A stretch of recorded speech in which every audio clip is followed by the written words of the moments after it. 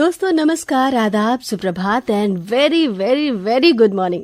कैसे हैं आप? भाई हम तो बहुत बढ़िया हैं और ये उम्मीद करते हैं कि आप सब भी बिल्कुल स्वस्थ और मस्त होंगे और होना भी चाहिए, क्योंकि आप सुन रहे हैं आपकी अपनी वाणी आकाशवाणी पर आपका अपना favourite show good morning Banaras with RJ स्वस्ति। दोस्तों सबसे पहले आप सभी को चैत्र नवरात्र की ढेर सारी शुभकामनाएं और माह रमजान की मुबारकबाद। चैत्र भारतीय कैलेंडर का पहला महीना, समय का वो रूप जब प्रकृति अपना रूप बदल रही होती है। शीत और कुहासे की बेड़ियां काटकर जिंदगी कुछ नई उम्मीदों की नई चुनर बुन रही होती है। एक ऐसा वक्त हमें ये बताता है कि मौसम कोई भी हो, उसे बीत ही जाना है। शीत या गर्मी, सुख या दुख, कुछ भी यहाँ हमेशा के लिए नहीं ठहरता और एक इंसान होने के नाते हम सब का ये फर्ज है कि वक्त के इस कदम ताल से ताल मिलाते हुए चलते जाना है, बस चलते ही जाना है। तो भाई चले चलो। तो हम भी चलते हैं अपने अगले सेगमेंट की तरफ और आपको बता देते हैं कि 25 मार्च इतिहास की नजर में आज का ये दिन क्यों है खास। इटली में एक छोटा सा शहर है वेनिस। ये शहर सांस्कृतिक और व्यापारिक केंद्र है और आज ही के दिन यानी 25 मार्च को इटली में वेनिस शहर की स्थापना हुई थी। आज ही के दिन भारत की महान स्वाधीनता सेनानी उषा मेहता का जन्म हुआ था। भारत छोड़ो आंदोलन के समय उषा मेहता ने ब्रिटिश साम्राज्य पर अपने भरपूर कौशल से प्रहार किया। उन्हें पहली रेडियो वुमन भी कहा जाता है। भारत छोड़ो आंदोलन के समय खुफिया कांग्रेस रेडियो चलाने के कारण वो पूरे देश में विख्यात हुई। 1998 में भारत सरकार ने उषा मेहता को उनके देश सेवा और समाज सेवा में दिए गए उत्कृष्ट योगदान के लिए पद्म विभूषण से सम्मानित किया। कलम की ताकत हमेशा से ही तलवार से ज्यादा रही है। ऐसे कई पत्रकार हैं जिन्होंने अपनी कलम से सत्ता तक की राह बदल दी है।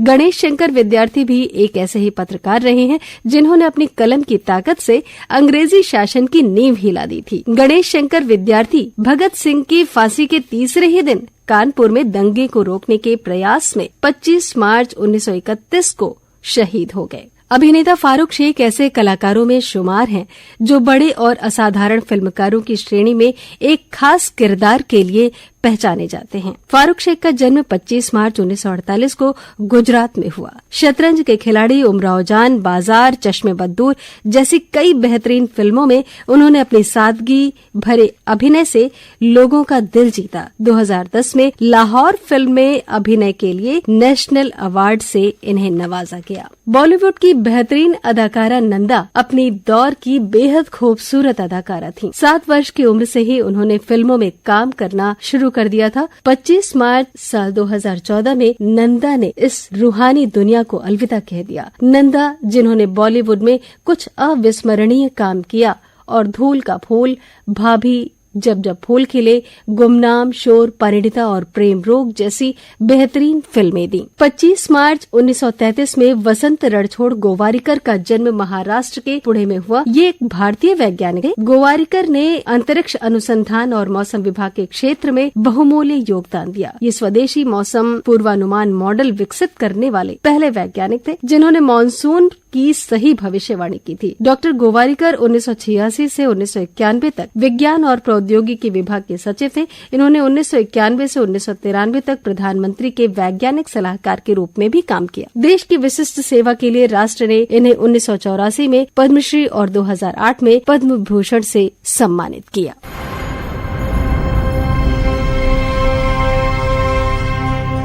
दोस्तों आप सुन रहे हैं good morning Banaras with RJ स्वस्ति। आइए बढ़ते हैं अगले सेगमेंट की तरफ और जान लेते हैं अपने शहर बनारस का हाल। जैसा कि हम सब जानते हैं, हमारे माननीय प्रधानमंत्री जी ने वाराणसी में 1780 करोड़ की लागत की 28 विकास परियोजनाओं का लोकार्पण और शिलान्यास किया, जिनमें public transport ropeway system, ropeway की नींव माननीय प्रधानमंत्री जी ने रखी है। उससे बहुत सारे फायदे होंगे और जिसमें से 5 तो खास है। एक तो कैंट रेलवे स्टेशन से गुदौलिया चौराहे तक रोपवे चलेगा। रोपवे से मात्र 15 मिनट में पर्यटक कैंट से श्री काशी विश्वनाथ धाम पहुंच जाएंगे। कैंट, सिगरा, रथ यात्रा, गुरुबाग, लक्सा, गुदौलिया तक जाम नहीं लगेगा। तो अब इस जाम से आप निजात पा जाएंगे और जहां भी आपको जाना होगा समय से पहुंचेंगे। तो हवा में सफर का आनंद और काशी को ऊपर से निहारने का जो अवसर मिलेगा वो तो निश्चित रूप से अद्भुत होगा। और रोपवे से शहर का भ्रमण करने में पर्यटकों को सुविधा भी होगी। इसके अलावा खेल इंडिया योजना के तहत 206.92 करोड़ से सिगरत स्पोर्ट्स स्टेडियम का विकास होगा और इसका आधुनिकीकरण भी होगा। भेलूपुर जल संस्थान परिसर में 2 मेगावाट क्षमता युक्त सोलर पावर प्लांट शुरू हो गया है। इससे विभाग के साथ आम पब्लिक को बड़े फायदे होंगे। राजघाट और महमूदगंज में स्मार्ट इंग्लिश स्कूल शुरू हो गए हैं। वरुणा क्षेत्र में 19.49 करोड़ से पेयजल आपूर्ति में जबरदस्त सुधार आएगा। तो ऐसे बहुत सारे सौगात हमारे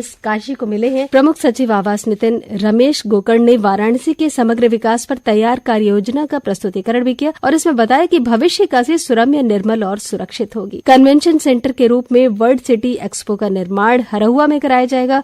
बाबतपुर में वरुणा विहार और सारनाथ में मेडिसिटी का निर्माण कराया जाएगा। इस मेडिसिटी में अनेक प्रकार की स्वास्थ्य सेवाएं उपलब्ध कराई जाएंगी। यातायात की दिक्कतों को दूर करने के लिए रोपवे तो शुरू ही किया गया है। जल परिवहन और ये सारे जो योजनाएं हैं ये सब मील के पत्थर साबित होंगे। और आपको बता दें दोस्तों कि अगर खुश रहना है तो बहुत जरूरी है कि हम स्वस्थ रहें। और इस बदलते मौसम में अगर बीमार होने से बचना है तो हमें कुछ बातों का ख्याल रखना है।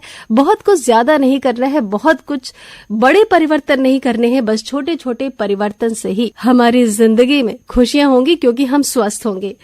और जहां सर्दियों की अपनी चुनौतियां हैं, गर्मी हमारे स्वास्थ्य और सेहत के लिए कई अलग समस्याएं लेकर आती है।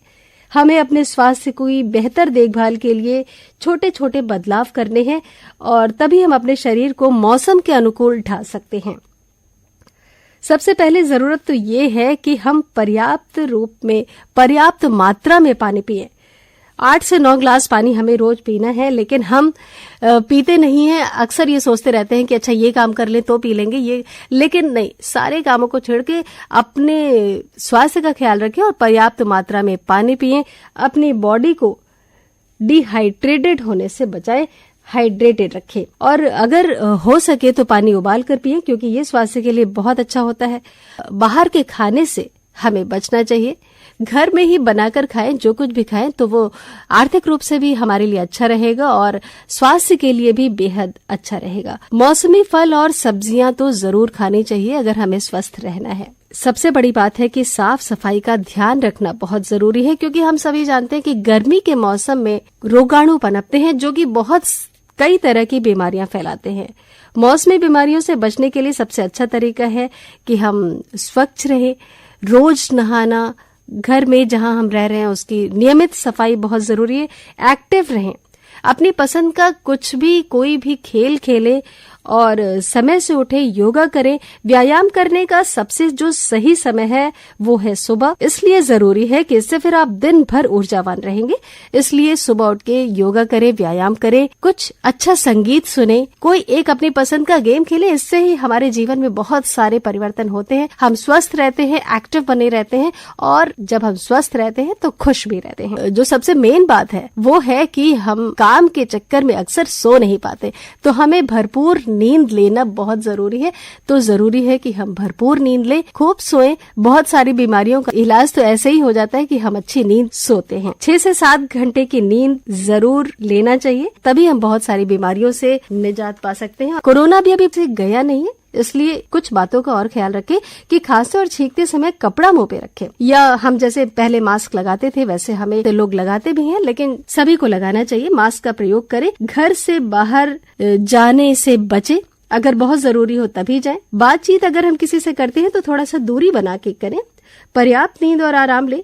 पानी और तरल पदार्थ पीना ही है और पोषक आहार हमें खाना चाहिए, जो हमारे स्वास्थ्य के लिए बहुत ही अच्छा होगा। और स्वास्थ्य विभाग के अफसरों ने भी सभी अस्पतालों में और सामुदायिक केंद्रों में इन्फ्लुएंजा के मरीजों पर विशेष ध्यान देने को कहा है। तो ऐसे मरीज अगर मिलते हैं तो तुरंत अपना इलाज कराएं। और अब सुन लेते हैं खूबसूरत सा ट्रैक। गुड मॉर्निंग बनारस में आज इतना ही। दीजिए अपने दोस्त स्वस्ति को इजाजत और आप सुनते रहिए ये खूबसूरत सा ट्रैक।